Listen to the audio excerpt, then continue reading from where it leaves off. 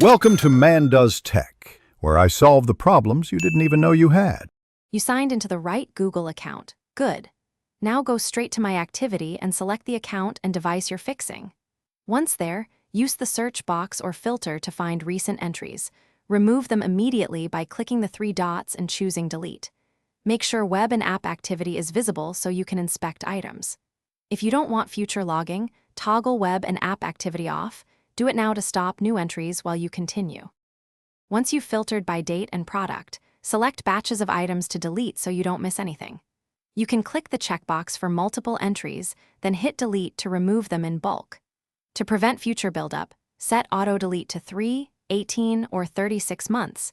This removes older history automatically. Also review activity controls for location and YouTube, disabling or adjusting those stops-related records. Take your time here. After deleting, confirm by reloading My Activity and checking the date ranges. No entries should appear. Clear browser cache and cookies, then sign out of Google on other devices so old sync data doesn't repopulate history. Revoke any third-party app access that might keep copies of searches, and consider removing the account from a device and re-adding it if history reappears.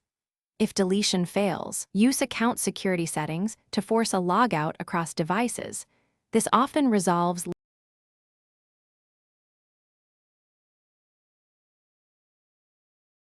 Thanks for watching.